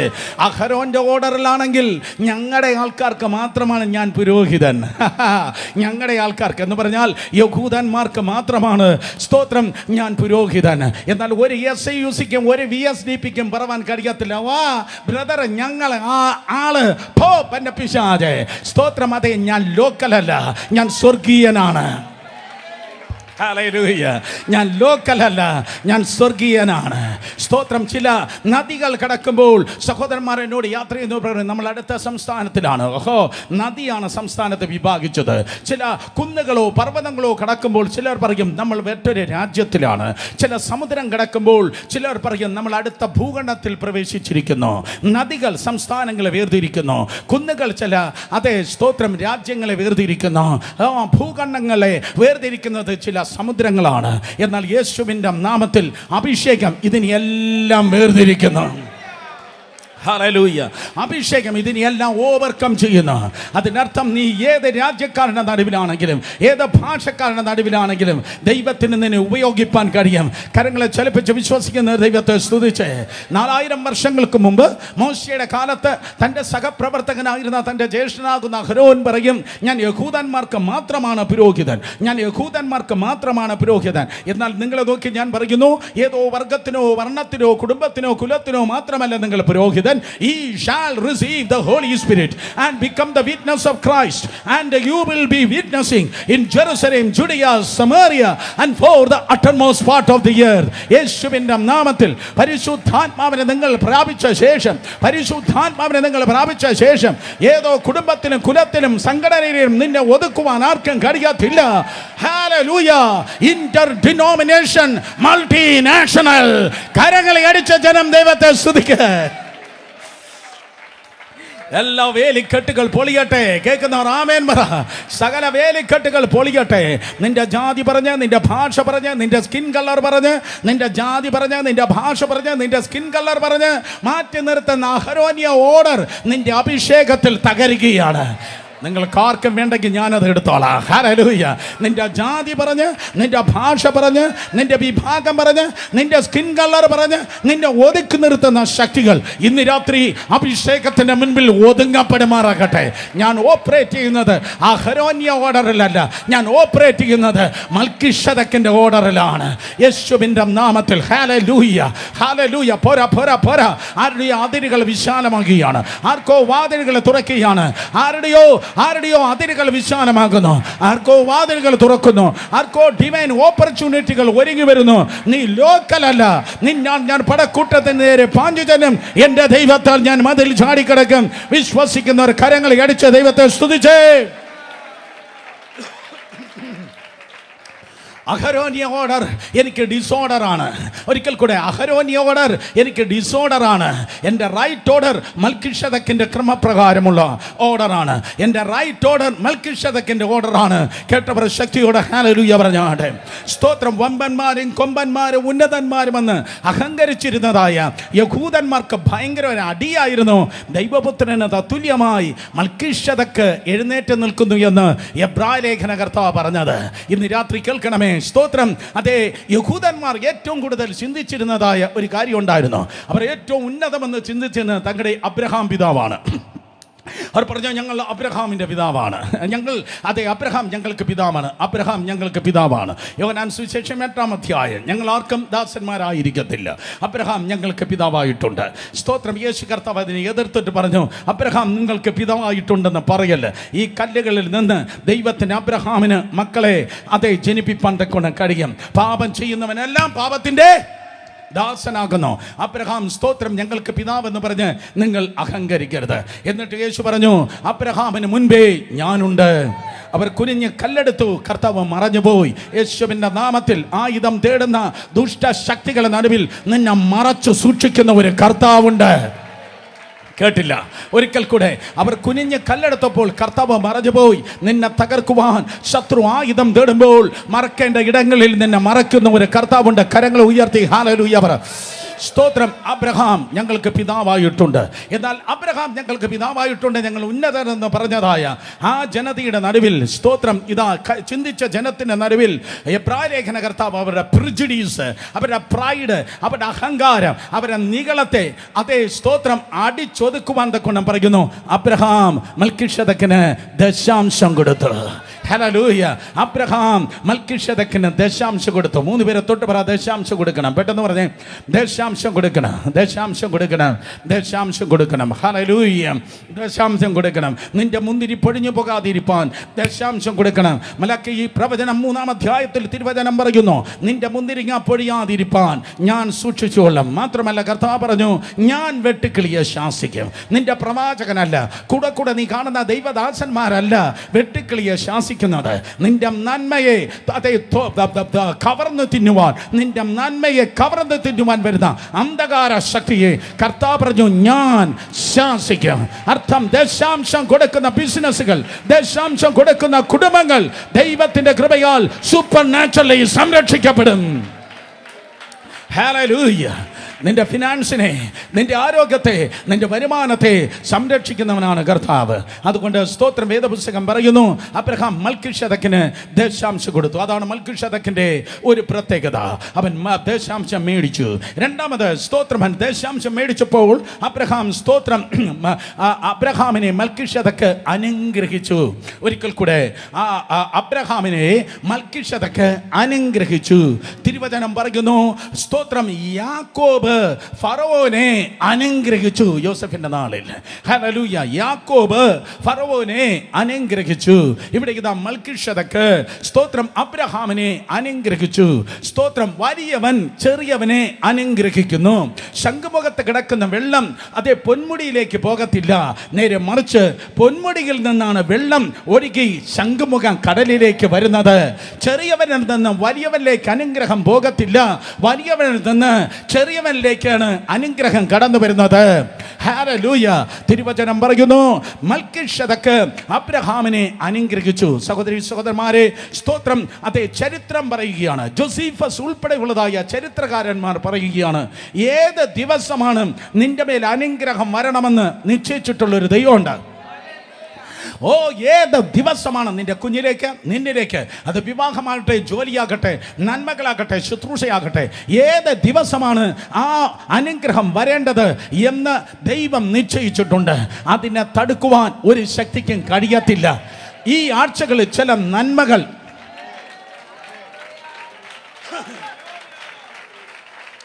വഴിയിൽ തടയുന്ന അന്ധകാരത്തെ ശാസിച്ച്, കമാൺ, ഒരിക്കൽ കൂടെ, വഴിയിൽ തടയുന്ന അന്ധകാര ശക്തികളെ ശാസിച്ച് ഈ രാത്രി ഈ ദൂത് ഏറ്റെടുക്ക. ഈ ആഴ്ചകളിൽ ചില നന്മകളിലേക്ക് നിന്റെ തലമുറ നടന്നു കയറുമാറാകട്ടെ. In the name of Jesus. അത് സാക്ഷ്യമാകട്ടെ, അത് സാക്ഷ്യമാകട്ടെ, അത് വിടുതലിന്റെ സാക്ഷ്യമാകട്ടെ. ഏത് ദിവസമാണ് മെൽക്കിഷേദക്ക് അബ്രഹാമിനെ അനുഗ്രഹിച്ചത്? ആ ദിവസത്തിനൊരു പ്രത്യേകതയുണ്ട്. ബൈബിളല്ല, ചരിത്രം പറയുന്നു. It was the day of Yom Kippur. അത് മഹാപാപ പരിഹാര ദിനമാണ്. അത് മഹാപാപ പരിഹാര ദിനമാണ്. ഡേ ഓഫ് അറ്റോണിമെന്റ് അഥവാ യോം കിപ്പോർ. ഓ, അതിപരിശുദ്ധ സ്ഥലത്ത് മഹാപുരോഹിതൻ കടന്നുപോയി ജനത്തിന്റെ അടുക്കലേക്ക് കടന്നു വന്ന് കരങ്ങളെ ഇവണ്ണം പിണച്ചു വെച്ച്, ഇരു കരങ്ങളെ പിണച്ചു വെക്കുന്ന സ്പെഷ്യൽ ഡേ ഓഫ് ബ്ലെസ്സിംഗ് വെളിപ്പെടുന്നത് മറ്റൊരു ദിവസത്തിലുമല്ല, യോം കിപ്പോർ അഥവാ മഹാപാപ പരിഹാര ദിനമാണ്. എന്നാൽ അന്നത്തെ അനുഗ്രഹത്തിന്റെ ദൈവമായ പരിശുദ്ധാത്മാവ് ഇന്ന് നിന്റെ മേൽ വന്നതുകൊണ്ട് നിനക്കെന്നും അനുഗ്രഹത്തിന്റെ ദിനമാണ്. ആരെങ്കിലും നിന്നെ നോക്കി ശാപം പറഞ്ഞാൽ നിലനിൽക്കത്തില്ലെന്നേ. ഒരിക്കൽ കൂടെ, ആരെങ്കിലും നിന്നെ നോക്കി ശാപം പറഞ്ഞാൽ നിലനിൽക്കത്തില്ല. ചേമ്പലയിൽ നിന്ന് വെള്ളം വാർന്നു പോകുന്നതിനേക്കാൾ വേഗത്തിൽ യേശുവിൻ്റെ നാമത്തിൽ മനുഷ്യൻ പറഞ്ഞ, സാത്താൻ പറഞ്ഞ സകല ശാപങ്ങളും വേരോടെ നിന്നിൽ നിന്ന് പറഞ്ഞു പോക തന്നെ ചെയ്യും. വിശ്വസിക്കുന്നവർ രണ്ട് കരങ്ങളെ അടിച്ച് ശക്തിയോടെ ദൈവത്തെ സ്തുതിച്ചേ. ഹല്ലേലൂയ. ദൈവം പറഞ്ഞ ദിവസത്തിന് നേരത്തെ അനുഗ്രഹിക്കത്തില്ല. ദൈവം പറഞ്ഞ ദിവസത്തിന് കാലതാമസവും വരുത്തത്തില്ല. അതുകൊണ്ട് അവൻ നിങ്ങളെ തക്ക സമയത്ത് ഉയർത്തുവാൻ ദൈവത്തിൻ്റെ ബലമുള്ള കൈക്കീഴിൽ താണിരിപ്പിൻ. പരിശുദ്ധാത്മാവിൽ, പ്രവചനാത്മാവിൽ ഞാൻ കാണുന്നു, ദൈവത്തിൻ്റെ സീസണിൽ നീ ജീവിക്കുകയാണ്. കാർമേഘത്തിൽ നിന്ന് മഴ പെയ്തിറങ്ങുന്നത് പോലെ ദൈവത്തിൻ്റെ ആശിഷ മാറി, ദൈവത്തിൻ്റെ അനുഗ്രഹം മാറി നിന്നെ തണുപ്പിപ്പാൻ, നിന്റെ ഭാവിയെ നനയ്ക്കാൻ, നിന്റെ തലമുറയെ തണുപ്പിപ്പാൻ ദൈവത്തിന്റെ കൃപയാൽ ഇറങ്ങി വരുന്നു. ഇതൊരു അനുഗ്രഹത്തിന്റെ സീസണാണ്. ആരവാരത്തോടെ ജനം ദൈവത്തിന്റെ സന്നിധിയിൽ പ്രതികരിച്ചേ. അതെ, അഹരോന്യ ക്രമത്തിലല്ല നീ നിൽക്കുന്നത്, മൽക്കിസേദക്കിന്റെ ക്രമത്തിലാണ്. നമ്പർ 3, മൽക്കിസേദക്കിന്റെ മൂന്നാമത്തെ പ്രത്യേകത എന്ന് പറയുന്നത്, സ്തോത്രം, അവൻ എന്നേക്കുമുള്ളതായ പുരോഹിതനാണ്. അവൻ കാലതാമസ അല്പം സ്തോത്രം സമയത്തിന് വേണ്ടിയല്ല അവൻ നിൽക്കുന്നത്. അവൻ എന്നേക്കുമുള്ള പുരോഹിതൻ. ശബ്ദം ഉയർത്തി പറഞ്ഞ എന്താണ്? അവൻ എന്നേക്കുമുള്ള പുരോഹിതൻ. സ്തോത്രം. അവന് പിതാവില്ല.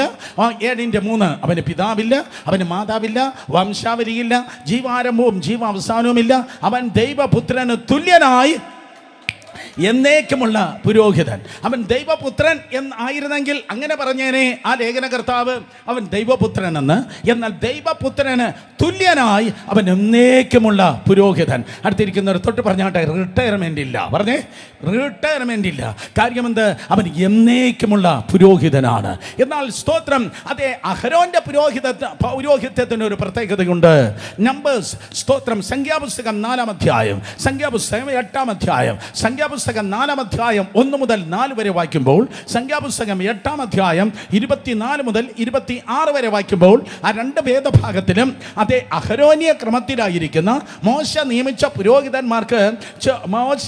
പുരോഹിതന്മാരുടെ ചില പ്രത്യേക അതേ കാലസംഖ്യകളെ കുറിച്ച് വേദപുസ്തകം പറയുന്നു. കേൾക്കണം എല്ലാ കുട്ടികളും എന്നെ കേട്ടെ. 12 വയസ്സ് പ്രായമുള്ളപ്പോഴാണ് കുഞ്ഞുങ്ങൾ ദേവാലയത്തിൽ ശുശ്രൂഷകൾക്കായി പ്രവേശിക്കുന്നത്. എന്ന് പറഞ്ഞാൽ അവർക്ക് ഡയറക്റ്റ് ശുശ്രൂഷിപ്പാൻ കഴിയുമെന്നല്ല ഞാൻ പറഞ്ഞത്. സ്തോത്രം. അതേ പാവിരിക്കുന്നത് പോലെയായിരിക്കാം, അവിടെ നിലം തുടയ്ക്കുന്നത് പോലെയായിരിക്കാം, ഉപകരണങ്ങൾ ക്ലീൻ ചെയ്യുവാൻ സഹായിക്കുന്നത് പോലെയായിരിക്കാം. 12 വയസ്സാകുമ്പോൾ സ്പിരിച്വൽ ഫാമിലികളിൽ നിന്ന്, ആത്മീയ കുടുംബങ്ങളിൽ നിന്ന് ചർച്ചിലേക്ക് കുട്ടികൾ വരുന്നത് പോലെ 12 വയസ്സാകുമ്പോൾ അവർ ദേവാലയത്തിൻ്റെ പ്രവൃത്തികളിൽ അവർ സ്തോത്രം അതേ ശുശ്രൂഷയ്ക്കായി അവർ കൈത്താങ്ങൾ നൽകുവാൻ വേണ്ടി കടന്നു വരുന്നു. ഞാൻ നിങ്ങളെ എൻകറേജ് ചെയ്യുന്നു. 12 വയസ്സുള്ളപ്പോൾ കുട്ടിയും ഗോലും കൊണ്ട്, ക്രിക്കറ്റ് ബാറ്റും കൊണ്ട് അപ്പുറത്തെ ഗ്രൗണ്ടിലല്ല നീ ഇറങ്ങേണ്ടത്. നല്ലൊരു സാങ്ച്വറി ദൈവകൃപയിൽ പട്ടണത്തിൽ ദൈവം നൽകുമ്പോൾ ചർച്ച് നിനക്ക് സെക്കൻഡ് ഹോം ആയിരിക്കട്ടെ. കേട്ടവർ ആമേൻ പറഞ്ഞേ. 12 വയസ്സിൽ ദേവാലയത്തിൽ ശുശ്രൂഷയ്ക്കായി കുട്ടികൾ വ്യാപൃതരാകുന്നു. 25 വയസ്സ് വരെ അതങ്ങനെ തുടരുന്നു. 25 വയസ്സാകുമ്പോൾ അവൻ അസോസിയേറ്റ് പ്രീസ്റ്റ് ആകുന്നു. ഡയറക്റ്റായി അവൻ പുരോഹിതനാകുന്നില്ല. 25 വയസ്സാകുമ്പോൾ അവൻ അസോസിയേറ്റ് പുരോഹിതനാകുന്നു, പുരോഹിതന്റെ സഹായിയാകുന്നു. അതൊരു 5 വർഷത്തെ കാലയളവുണ്ട്. ഇന്ന് മൈക്ക് കിട്ടുന്ന എല്ലാവരും സ്തോത്രം അതെ പ്രാസംഗികരാകുമ്പോൾ അതല്ല വേദപുസ്തകത്തിന്റെ ഓർഡർ. അതിനൊരു പ്രത്യേക സ്തോത്രം ചട്ടമുണ്ട്, ക്രമമുണ്ട്. കേട്ടവർ ആമേൻ പറഞ്ഞാട്ടെ. കുത്തുവിട്ട പുസ്തകമല്ല ആത്മീയ ശുശ്രൂഷ. കെട്ടുറപ്പുള്ളതായ ദൈവസഭയ്ക്കായി നന്ദിയോടെ സ്തോത്രം. അച്ചടക്കത്തോടെ ജീവിതം സൂക്ഷിച്ച് അച്ചടക്കത്തിൽ ജീവിച്ച് അച്ചടക്കത്തിന്റെ ശുശ്രൂഷ ചെയ്യുന്ന ദൈവത്തിന്റെ ജനത്തിനാണ് ദൈവത്തെ സ്തുതിക്കുന്നു. തിരുവചനം പറയുന്നു 25 വയസ്സാകുമ്പോൾ അവൻ അസോസിയേറ്റ് പുരോഹിതനാണ്. 5 വർഷം അവൻ്റെ പ്രൊബേഷണറി ടൈമാണ്. അവനെ പഠിപ്പിച്ചെടുക്കുകയാണ്. 30-ാമത്തെ വയസ്സിൽ അവൻ പുരോഹിതനായിരിക്കും. ശ്രദ്ധിക്ക്, 12-ാമത്തെ വയസ്സിൽ ദേവാലയത്തിൽ കയറിയവനാണ്. 25 വയസ്സായപ്പോൾ അവൻ അസോസിയേറ്റായി. 30-ാമത്തെ വയസ്സ് മുതൽ 50 വയസ്സ് വരെയാണ് അവൻ പുരോഹിതൻ. 30 മുതൽ 50 വയസ്സ് വരെ പുരോഹിതനായിട്ട് 50 വയസ്സാകുമ്പോൾ അവനെ വീട്ടിൽ പറഞ്ഞയക്കും. അവന് വേണമെങ്കിൽ ദേവാലയത്തിൽ ശുശ്രൂഷകളിൽ അതേ അവനെ സഹായിയായി തുടരാം. 30 വയസ്സ് മുതൽ 50 വയസ്സ് വരെയുള്ള 20 വർഷം മാത്രം അവൻ പുരോഹിതനാണെങ്കിൽ, ഇവിടെ ഇതാ എബ്രായർ 7:3 പറയുന്നു, അവൻ എന്നേക്കുമുള്ള പുരോഹിതൻ. യേശുവിന്റെ നാമത്തിൽ നിന്റെ അവസാന ശ്വാസം വരെ നിനക്ക് ശുശ്രൂഷയുണ്ടെന്ന്. നിന്റെ അവസാന ശ്വാസം വരെ നിനക്ക് ശുശ്രൂഷയുണ്ട്. എത്ര പേർക്ക് കരങ്ങളെ അടിച്ച് സന്തോഷത്തോടെ ദൈവത്തെ സ്തുതിക്കാൻ പറ്റും? ഹല്ലേലൂയ. അവസാന ശ്വാസം വരെ. രമേശാൻ ഉൾപ്പെടെ ഉള്ളവരെ നോക്കി ഞാൻ പറയട്ടെ, നീ ഇരുന്ന് ശുശ്രൂഷിക്കത്തില്ല, നീ കിടന്ന് ശുശ്രൂഷിക്കത്തില്ല, നീ ഓടി നടന്ന് ശുശ്രൂഷിക്കുവാൻ, നീ ഓടി നടന്ന് ശുശ്രൂഷിപ്പാൻ ദൈവം നിനക്ക് ബലം നൽകുമാറാകട്ടെ. ഹല്ലേലൂയ. ഓടി നടന്ന് ശുശ്രൂഷിപ്പാൻ കർത്താവ് നിനക്ക് കൃപ ചെയ്യട്ടെ. അതാണ് സ്തോത്രം. അതെ മൽക്കിഷേദക്കിന്റെ പ്രത്യേകത. സ്തോത്രം. 4-മതായി അബ്രഹാം അവന് ദേശാംശം കൊടുക്കുമ്പോൾ അവന്റെ കടിപ്രദേശത്ത് ആരുണ്ടായിരുന്നു? ലേവി ഉണ്ടായിരുന്നു. സ്തോത്രം. അബ്രഹാം കടന്നു വന്ന് ഈ മൽക്കിഷേദക്കിന് ദേശാംശം കൊടുത്ത് അവനുമായി കൂട്ടായ്മയൊക്കെ ആചരിക്കുമ്പോൾ, അവന് ദേശാംശം കൊടുത്ത് കൂട്ടായ്മ ആചരിക്കുമ്പോൾ അബ്രഹാമിന് അറിയാമെന്നുള്ള ഒരു കാര്യം, ഞാൻ മാത്രമല്ല അനുഗ്രഹിക്കപ്പെടുന്നത്, എൻ്റെ തലമുറയും അനുഗ്രഹിക്കപ്പെടുന്നു. ഏകദേശം 500 വർഷം കഴിഞ്ഞപ്പോൾ സ്തോത്രം ലേവി ദശാംശം മേടിച്ച് കർത്താവിൻ്റെ സന്നിധിയിൽ അതേ സമാഗമന കൂടാരത്തിൽ അവൻ ശുശ്രൂഷയ്ക്ക് നിൽക്കുകയാണ്. ലേവി മാനസിക രോഗാശുപത്രി കയറിയില്ല. ലേവി ഡ്രഗ്സിനും ആൽക്കഹോളിനും അഡിക്റ്റായില്ല. ലേവി ദൈവത്തിൻ്റെ ജനത്തിന് ഒരു അനുഗ്രഹമായി നിന്നു. ദൈവകൃപയാൽ എല്ലാ മാതാപിതാക്കൾ ശ്രദ്ധിച്ച് കേൾക്കണം. കർത്താവിൻ്റെ സന്നിധിയിൽ വേദപുസ്തകം എടുത്ത് ഓടി വന്ന് ആരാധിച്ച് കർത്താവിനെ സ്തുതിച്ച് ദൈവകൃപയാൽ കർത്താവിൻ്റെ വേലയ്ക്ക് വേണ്ടി നൽകി നിൽക്കുമ്പോൾ അതൊരു വേസ്റ്റ് അല്ല, അതൊരു ഇൻവെസ്റ്റ്മെന്റ് ആണ്. നിന്റെ തലമുറയ്ക്കിലേക്ക് നീ ഇൻവെസ്റ്റ് ചെയ്യുകയാണ്. നീ കണ്ട തലമുറ മാത്രമല്ല, കാണാൻ പോകുന്ന തലമുറയിലും അതൊരു ഇൻവെസ്റ്റ്മെന്റ് ആണ്. അബ്രഹാം സ്തോത്രം അതെ ഇസ്ഹാക്കിനെയും യാക്കോബിനെയും കണ്ടു. അബ്രഹാം അടുത്ത തലമുറയെ കണ്ടില്ല. ലേവിയെ അബ്രഹാം കണ്ടില്ല. എന്നാൽ സ്തോത്രം ജനിച്ചതിന് മാത്രമല്ല ആ അനുഗ്രഹം വെളിപ്പെട്ടത്, ജനിപ്പാൻ പോയതിലും അനുഗ്രഹം വെളിപ്പെട്ടു. ഇന്ന് രാത്രി ആ ദൂത് ഏറ്റെടുക്കുന്ന ദൈവത്തിന് മക്കൾക്കായി സ്തോത്രം ചെയ്യുന്നു. ജനിച്ചതിലും അനുഗ്രഹമുണ്ട്, ജനിപ്പാൻ പോകുന്നതിലും അനുഗ്രഹമുണ്ട്. കരങ്ങളെ അടിച്ച് വിശ്വസിക്കുന്നവർ ദൈവത്തെ സ്തുതിച്ചേ. എൻ്റെ സമയം പോയി, എൻ്റെ സമയം പോയി. ഹല്ലേലൂയ. സഹോദരി സഹോദരന്മാരെ, ഓ മൽക്കിഷേദക്കിന്റെ ക്രമപ്രകാരമുള്ള പുരോഹിതൻ, അഹ്റോന്റെ ക്രമമെങ്കിൽ അവൻ പുരോഹിതൻ മാത്രമാണ്. അവന് പൗരോഹിത്യ ശുശ്രൂഷ മാത്രമേ ചെയ്യാൻ പറ്റത്തുള്ളൂ. നോക്കി, ഈ വലത് കരങ്ങളെ ഇടത് ഷോൾഡറിൽ തൊട്ടാട്ടെ, വലത് കരങ്ങളെ ഇടത് ഷോൾഡറിൽ തൊട്ടിട്ട് പറഞ്ഞാട്ടെ പൗരോഹിത്യ ശുശ്രൂഷ, പൗരോഹിത്യ ശുശ്രൂഷ. എന്നാൽ ഈ ഇടത് കൈയെ വലത് തോളിൽ തൊട്ടിട്ട് പറഞ്ഞാട്ടെ രാജകീയ ശുശ്രൂഷ. അതെ, രാജകീയ ശുശ്രൂഷ. സ്തോത്രം. അപ്പോൾ നിങ്ങളുടെ കരങ്ങൾ തമ്മിൽ ഇന്റർസെക്ട് ചെയ്തു, നിന്റെ കരങ്ങൾ തമ്മിൽ ഇന്റർസെക്ട് ചെയ്തു. അതെ, ക്രൂസിൽ സംഭവിച്ച ഒരു കാര്യമാണ് ഞാൻ പറയാൻ വേണ്ടി പോകുന്നത്. ക്രൂസിൽ ഒരു ഇന്റർസെക്ഷൻ നടന്നു, ക്രൂസിൽ ഒരു സംയോജനം നടന്നു. പഴയ നിയമത്തിൽ അതെ ലേവ്യന് ഒരിക്കലും രാജാവിൻ്റെ ശുശ്രൂഷ ചെയ്യാൻ പറ്റത്തില്ല, രാജാവിന് ഒരിക്കലും പൗരോഹിത്യ ശുശ്രൂഷ ചെയ്യാൻ പറ്റത്തില്ല. ഒരു ദിവസം സ്തോത്രം അമാലേക്കിനെ സംഹരിച്ചിട്ട് അവൻ്റെ ആടിനെയും മാടിനെയും കുമാരനെയും ഒക്കെ കൊണ്ടുവന്ന് ശൗൽ പറഞ്ഞു, ദൈവത്തിന് വേണ്ടി യാഗം കഴിക്കാൻ വേണ്ടിയാ ഞാനിത് കൊണ്ടുവന്നിരിക്കുന്നത്. ദൈവം അത് അക്സെപ്റ്റ് ചെയ്തില്ല. കാര്യം ദൈവം പറഞ്ഞു, നീ ചെയ്യേണ്ടത് മാത്രം ചെയ്താൽ മതി, നീ രാജാവിൻ്റെ ശുശ്രൂഷ മാത്രം ചെയ്താൽ മതി, നീ പുരോഹിതൻ്റെ ശുശ്രൂഷ ചെയ്യണ്ട. അവന് സസ്പെൻഷൻ അല്ല ദൈവം കൊടുത്തത്, അവന് ഡിസ്മിസ് ആണ് ദൈവം കൊടുത്തത്. ഹല്ലേലൂയ. പുരോഹിതൻ ഒരിക്കലും രാജാവിൻ്റെ ശുശ്രൂഷ ചെയ്യാൻ പറ്റില്ല, രാജാവിൻ്റെ ശുശ്രൂഷ പുരോഹിതനും ചെയ്യുവാൻ പറ്റത്തില്ല. എന്നാൽ ഒരു മതിൽ പൊളിയുന്ന ഒരു ശബ്ദം ഞാൻ കേട്ടു. മതിൽ പൊളിഞ്ഞ ഒരു ശബ്ദം ഞാൻ കേട്ട്, മൂന്നാണികളിൽ രണ്ട് കള്ളന്മാരുടെ നടുവിൽ ആകാശത്തിനും ഭൂമിക്കും മധ്യേ ഒരുവൻ തൂങ്ങി നിന്നിട്ട് അവസാനം വിളിച്ചു പറഞ്ഞു, തെറ്റലസ്റ്റായി, ഓ സകലതും നിവർത്തിയായി, സകലതും നിവർത്തിയായി എന്ന ആ ശബ്ദത്തിന് മുൻപിൽ വേർപാടിനെ നടിച്ചുവരെ പൊളിക്കപ്പെട്ടു. മുഹമ്മദ് ബഷീറിന്റെ മതിലുകളെക്കാൾ വലിയ മതിലായിരുന്നു. സ്തോത്രം. അതേ പൗരോഹിത്യ ശുശ്രൂഷയ്ക്കും രാജകീയ ശുശ്രൂഷയ്ക്കും നടുവിൽ ഇറങ്ങി നിന്നത്. എന്നാൽ എഫേസ്യർ 2 പറയുന്നു, വേർപാടിന്റെ നടിച്ചുവരനെ കർത്താവ് പൊളിച്ചു കളഞ്ഞു. കരങ്ങളെ ചലിപ്പിച്ച് വിശ്വസിക്കുന്നവർ ദൈവത്തെ സ്തുതിച്ച് വേർപാടിന്റെ നടിച്ചുവരനെ പൊളിച്ചു കളഞ്ഞു. അവന്റെ 2 കാലുകളെ ആ ക്രൂശിൽ ചേർത്ത് വെച്ച് ആണിയടിച്ചപ്പോൾ അതേ സ്തോത്രം ലേവ്യ ശുശ്രൂഷയും അതേ യഹൂദ ശുശ്രൂഷയും, വ്യക്തമായി പറഞ്ഞാൽ പൗരോഹിത്യ ശുശ്രൂഷയും പുരോഹിത ശുശ്രൂഷ, പൗരോഹിത്യ ശുശ്രൂഷയും രാജകീയ ശുശ്രൂഷയും ഒന്നായി തീർന്നു. നിങ്ങൾക്ക് മനസ്സിലായില്ല? പൗരോഹിത്യ ശുശ്രൂഷയും രാജകീയ ശുശ്രൂഷയും ഒന്നായി തീർന്നു. സഖറിയാവിന്റെ 13 പറയുന്നു, ഒരു വശത്ത് he was the king and മറുവശത്ത് he was the king, he is the priest. ഒരു വശത്ത് അവൻ രാജാവായിരിക്കുന്നു, മറുവശത്ത് അവൻ പുരോഹിതനായിരിക്കുന്നു. സ്വർഗത്തിൽ യേശു ഒരു വശത്ത് രാജാവായിരിക്കുന്നു തന്റെ സിംഹാസനത്തിൽ, അതേ യേശു സ്വർഗത്തിൽ പുരോഹിതനായിരിക്കുന്നു. ഭൂമിയിൽ നിങ്ങൾ യേശു കർത്താവിന്റെ കൃപയാൽ രാജകീയ പുരോഹിത വർഗമായിരിക്കുന്നു. കൈയടിക്കുന്നെങ്കിൽ നന്നായി കരങ്ങൾ അടിച്ചേ.